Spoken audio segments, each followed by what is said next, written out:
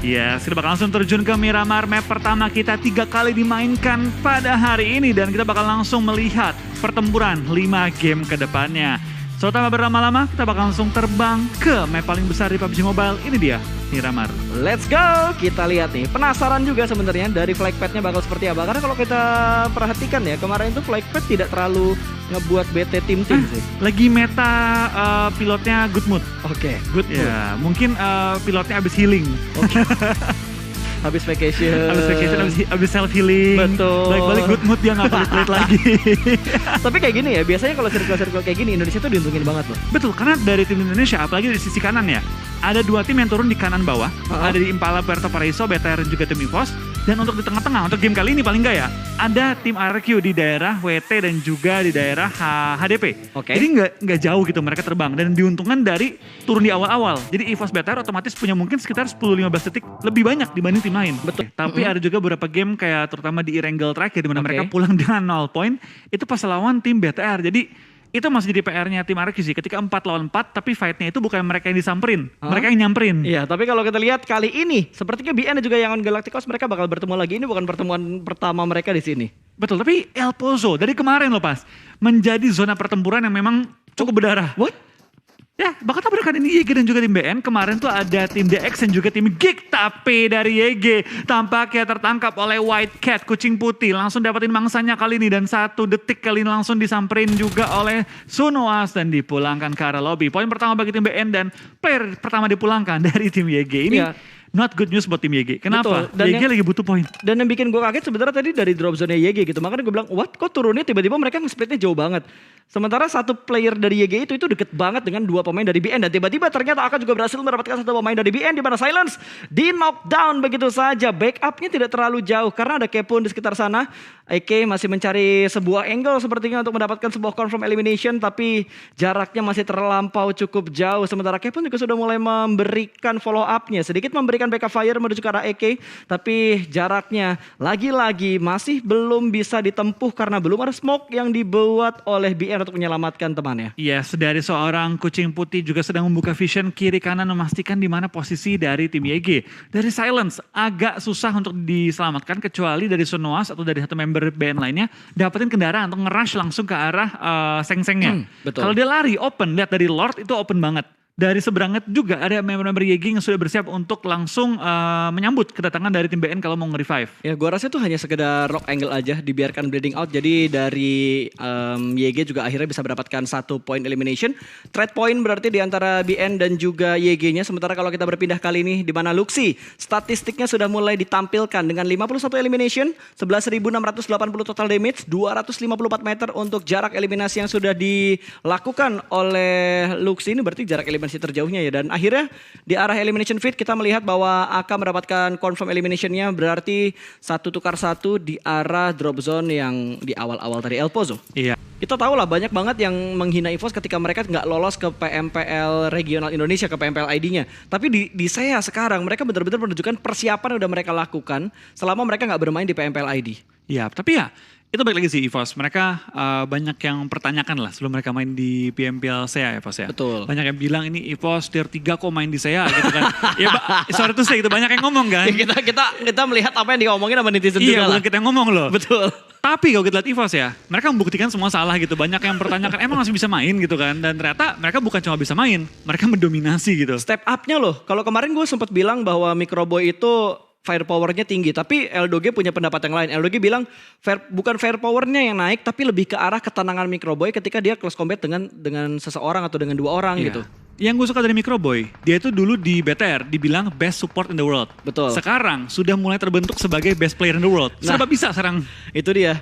Yang itu menjadi pembuktian juga sih dengan beberapa hal yang sering diomongin juga sama pemain-pemain BTR bahwa role hanyalah sebuah role gitu ya. Penting lu bisa fleksibel ketika ada di in game. Karena nggak semestinya nggak semestinya lebih ke nggak seterusnya yang nge-scout dia terus. Tapi ketika possible player lain yang melakukan scout ya lakuin aja. Betul. Ya mungkin nggak sempurna gitu kan. Tapi paling nggak ada di level yang udah tahap pro gitu. Serba bisa lah jadinya. Betul, dan akhirnya kita sudah mulai melihat fight kali ini Spider dari TG13. Hampir mendapatkan 1 tapi sepertinya Namshin sudah mulai turun dari arah vehicle-nya. kembali menuju ke bagian belakang sebuah bukit, mengamankan posisi dan para Jin mengambil sisi yang lebih high ground lagi untuk memberikan backup, tapi Namshin nggak bisa bergerak banyak ternyata, langsung melakukan healing dengan apa yang sudah dia looting. Ada berapa bandage tadi dan juga beberapa aid kit yang sudah dia amankan di drop zone awal mereka. Ya, dan TG13 pas adalah satu nama yang gue selalu sulit untuk diucapkan. Iya. Apalagi secara cepat. Tadi gue mau bilang, oke, kita temponya turunin aja. Gue berapa kali pas lagi nge-hype, TG13-nya muncul, TG13. Kepanjangan bro. Kalau TG doang enak ya? TG doang enak, karena TG. cuma 2 potongan kan. Betul. Tapi kalau TG13, TG 2, TG13, 6. ya banyak. 6 potongan. Terlalu banyak TG potongan. aja kali ya. Oke, kita sepakatin TG. Ya. TG, oke.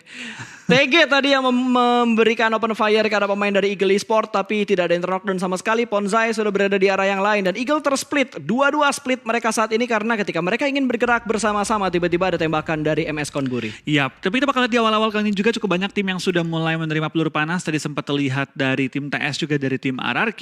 Tadi juga sempat antara MSC juga mulai fight. Dan ini membuktikan bahwa tim banyak yang pengen rotasi sesenter mungkin di dalam circle-circle awal. Yap. Dan terlihat MSC kembali pindah posisi mengambil pinggiran circle. Malah dari tim MSC menghindari senternya loh pas. Oke. Mereka agak geser ke belakang, ambil compound, split kali ini dan emang dari kemarin kalau diperhatikan tim MSC adalah tim yang lebih pelan-pelan. Happy birthday to you. Happy birthday to you. Hampir mendapatkan 2 tapi tiba-tiba satu pemain terknockdown. Liquid tumbang kali ini backup dari seorang Luxi, namun ternyata Luxi juga menerima damage yang begitu dalam. Ada close combat berpindah menuju ke arah sebuah tong putih akan melakukan close combat, tapi ternyata Luxi lebih memilih lagi untuk mundur ke arah belakang. Namun dari para Jin sudah mulai memasak granat, lemparkan langsung menuju ke arah bangunan di mana Luxi berada, tapi connect. Oh no, 2 pemain dari Bigetron tumbang dan Ryzen langsung memberikan backup. Namshin tinggal dibuat galau antara menyelamatkan Namshin atau para Jin bakal tetap fokus untuk melakukan fight-nya, tapi Ryzen kali ini dengan menggunakan UMP-nya close combat dan Ryzen berhasil menumbangkan 1 pemain lagi dari Eagle Esports. Tapi backup sudah datang juga dari tim 2E. Kali ini Ryzen menahan 1 bangunan sendirian menghadapi 2 player. Dapatkah dia menumbangkan 2 player dari tim 2E? Spray down dari Ryzen kali ini. Belum bisa menumbangkan playernya. Chopper ditumbangkan. Tinggal 1 lagi kali ini. Zoxy pun datang kali ini untuk nge-backup seorang Ryzen. 2-on-1 situation. Ryzen melakukan healing kali ini. Datcon bakal coba untuk nge-push ke arah Ryzen. Tapi Ryzen memberanikan diri maju ke depan. Dan menumbangkan lawannya. Wow, one man show dari seorang Ryzen mendapatkan 3 pemain dari Eagle Esports. Wow, sebuah ketenangan close combat yang begitu baik dilakukan oleh seorang Ryzen. Yes. Ditampilkan di menit ke-11 ini. Ryzen yang 2-on-1, kita yang panik. Betul, itu ada 3 kan ya diambil sama Ryzen? 3, Iya, akhirnya 3 betul. tumbangkan. Tapi kalau kita perhatikan 2E ya, meskipun mereka di HBD, tenang banget loh mereka ngebalesnya. Betul. Itu yang gua salutkan juga tentunya, dan sayang banget tadi HBD yang dilakukan sama Bigetron nggak langsung menjatuhkan 2 pemain di atas bagi. 1 knock, 1 sekarat. Betul, itu yang sangat disayangkan, dan sempet aja tadi pemain dari Eagle Esports itu dia ngumpet dulu di bagian belakang baginya, baru dia move nempel ke arah rumah dan Luxi. Karena emang angle-nya nggak ngeliatin, makanya dia mundur perlahan-lahan ke arah belakang, dan mundurnya juga kan tadi agak open dari rumah 1 ke arah tong putihnya, habis itu baru dia pindah lagi ke rumah belakang. Betul, tapi ya untungnya dari BTR bisa mendapatkan kali ini 4 poin sekaligus juga ya dapetin posisi cukup enak di pinggiran circle. Betul. Tapi sekarang PR mereka tinggal menyisakan 3 player dan sekarang zona sudah mengecil kembali. Ya, tinggal kita lihat update untuk circle yang ketiga kira-kira bakal muncul di arah mana. Sementara kalau kita perhatikan dari Face Clan, mereka nge-split position juga kali ini. 2 pemain sudah mulai terspot tapi 2 pemain lainnya belum kelihatan di arah mana, dan zona kembali lagi kali ini bouncing ke arah utara. Betul, ini 3 tim yang sangat diuntungkan sih menurut gue pribadi sih. Ada Geekfam, ada juga dari tim 4 tim, Axis, BN dan juga tim RRQ yang cukup center plus punya compound. Tim-tim lain tentu bisa mengambil spot juga dan menguntungkan mereka juga, tapi belum terlihat secara jelas di minimap kita. Face, tim yang patut diwaspadai dari minggu kedua Super Weekend, mainnya udah mengerikan banget, dan masuk ke minggu 3, tampaknya mereka nggak pengen melepaskan gaspol mereka. Terus digas. Ini ngejawab semua keraguan kita nggak sih, kayak kita bilang yang kita sering prediksi gitu sama teman-teman caster yang lainnya, ini yang bakal menggila adalah Thailand dan Indonesia gitu. Sementara di 2 minggu pertama bisa dibilang Malaysia yang benar-benar agak lebih mendominasi, tapi tiba-tiba minggu ketiga Vampire, terus Face Clan, bahkan dari MSC, mereka tiba-tiba step up semuanya. Betul, Thailand tuh region monster, bener-bener ngeri banget. Semua timnya tuh jago, bahkan MSC banyak yang bilang, MSC kayak B aja gitu. Minggu ketiga membuktikan kita salah, tapi ternyata dari tim RRQ pengen pindah posisi malah bertemu dengan tim Axis yang langsung meng-HBD. Player dari tim RRQ, Nerveko pun tertumbangkan, tapi ada juga balasan datang dari tim RRQ. Mort masih bisa diselamatkan, pelan-pelan merangkak. Tinggal Asa seorang diri kan bertahan di bagian perbukitan. Ya ternyata Happy Birthday bisa terjadi di Cicakar juga ya. Gue kaget banget tadi, gue aja ngeliatnya kaget, apalagi RRQ yang ngalamin hal tersebut. Gue rasa RRQ kaget banget gitu. Sementara Asa sekarang bakal dibuat galau antara dia revive atau dia mencari tempat yang lebih aman lagi. Tapi sepertinya Asa bakal mundur ke arah belakang dan kita berpindah menuju ke arah tim Secret, di mana kali ini V-Gaming berhasil mendapatkan satu pemain dari tim Secret. Di arah belakang masih ada lagi, langsung dikontrol angle-nya dengan seorang Chua, dan Chua masih belum bisa mendapatkan korban berikutnya ke arah tim Secret. Iya, kita bakal lihat dari tim Secret juga harus perang di pinggir circle menghadapi tim VGM, tim yang pastinya butuh banget poin kali ini. Lemparan bom belum menemukan targetnya, Chua pun akhirnya nge-flank tapi belum bisa ditumbangkan oleh seorang Fredo, membuka kesempatan off angle dari tim VGM kali ini oleh seorang Chua. Tuan, Porsche masih bersama juga. Betul. Kit pun masih kena di belakang, nggak akan bisa di-revive sementara waktu ini. Ya itu susah banget buat di-revive, tapi kita lihat dari Chua, dia bakal memasak granatnya, lempar ke arah kanan atau ke arah kiri, dia bakal lempar menuju ke arah sebelah kiri di mana ada Fredo. What itu? Splash damage-nya masuk ternyata dan mobilnya pun tergeser. Berpindah menuju ke arah sebelah kanan, kali ini bakal menghadapi korban yang berikutnya. Bahkan dari seorang Chua tanpa melakukan healing berhasil mendapatkan satu kembali. Front shoot! What? Chua! Refleks yang begitu tajam menumbangkan Fredo juga kali ini dari seorang Chua. Chua masuk maju ke depan, belum kena knock sama sekali, dan TS tinggal menyisakan seorang iShoot setelah di flick sama Chua. Gue kaget banget dengan apa yang dilakuin sama Chua tadi dengan low HP loh. Dia begitu tenang untuk menghadapi dua pemain dari tim Secret. Namun ternyata EVOS Genufike mengganggu dari belakang. Tapi sepertinya dari V-Gaming mereka bakal fokus kembali menuju ke tim Secret. Hanya tinggal iShot seorang diri di area sini. Masih dicari keberadaannya dan sepertinya Tuan tidak tahu kalau di balik mobil sana, di samping mobil itu masih ada satu pemain lagi. Tapi tiba-tiba dia nongol bakal ke spot. Kali ini Linpik tipis dan ternyata iShot berhasil mendapatkan satu, namun backup dari Chua lagi-lagi berhasil menyelamatkan posisi dari V-Gaming. Ini MVP-nya Chua buat fight barusan.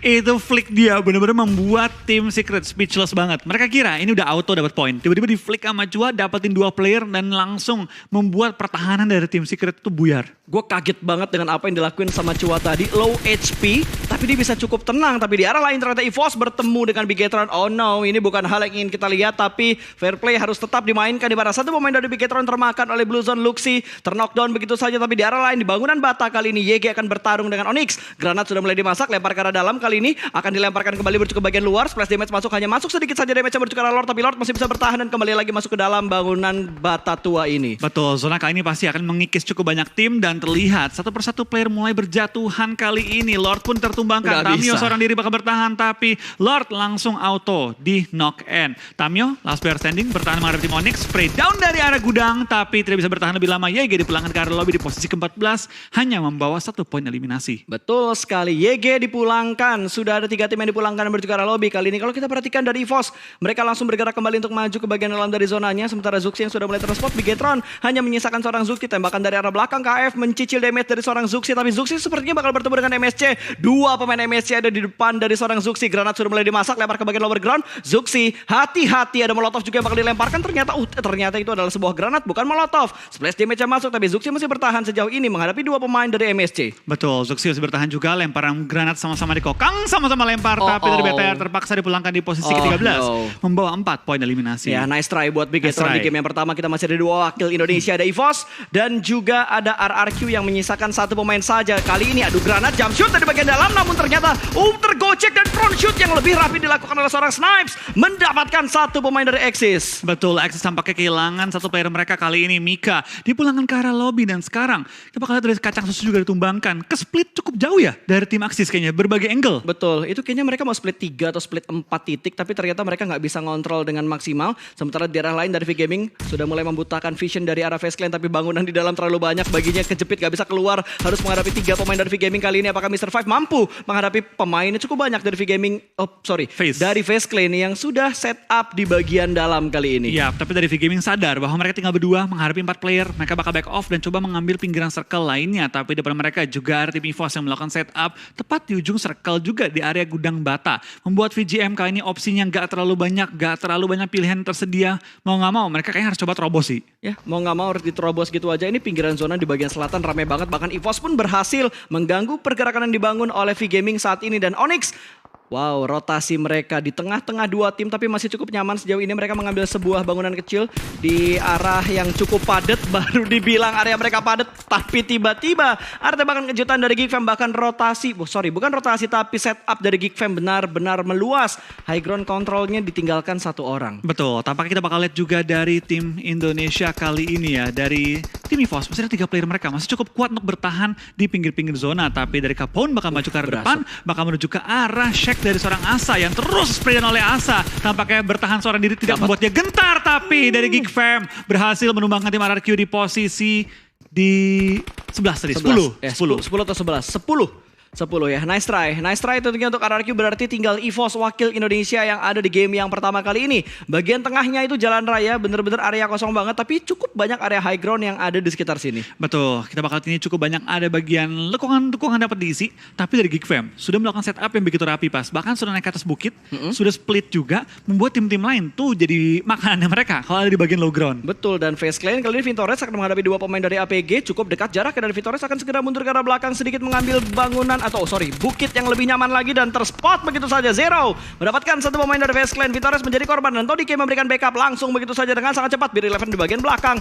juga memberikan supportnya dan berhasil mendapatkan 1 trade talk pun terjadi. Artinya dengan yang bebas angle-nya dari seorang Tonike namun tercover dengan sebuah smoke dan masih bisa bersembunyi dengan vehicle yang dipunya oleh APG. Tapi incar saja mobilnya, lempar lagi molotovnya, dibatasi pergerakannya kembali oleh FaZe Clan. Sementara di bagian sana masih galau dan Zero pun akhirnya ikutan tumbang juga. Iya, APG tinggal 1 player tersisa kali ini. 27S bertahan di balik kendaraan sudah meledak. Coba untuk memberikan fire juga. Dia nggak masuk ke arah zona dan langsung naikin juga sama seorang Beer Eleven yang membatasi pergerakan dari 27S di belakang karena lobby dan clear. FaZe lagi-lagi mengamuk di game kali ini. Iya, dan kita berpindah langsung menuju ke arah Vampire yang sedang menghadapi EVOS. Di EVOS sedang melakukan revive. Ada granat yang bakal dilemparkan kali ini. Swap, lempar ke arah EVOS, meletup dan berhasil mendapatkan 2 swaps. Baru di revive, tiba-tiba tumbang kembali pemain dari EVOS, bahkan bertambah 1. Ini menjadi sebuah kabar buruk untuk kita semuanya. Hanya menyisakan seorang Microvoid, last man standing yang masih bisa bangkit dari EVOS Reborn. Betul, dari tim EVOS tinggal 1 player tersisa. Lemparan bom dari Swap langsung membuat tim EVOS terpuruk pada kesempatan kali ini. Tapi belum selesai. Bisa untuk melakukan revive kah dari seorang Microboy? Tampaknya Microboy sedikit back off, coba untuk menyelamatkan posisinya. Tapi digempur dari 3 angle yang berbeda oleh tim VPE. Ya, nice try lagi tentunya buat tim Indonesia yang lagi digempur sama Vampire tadi.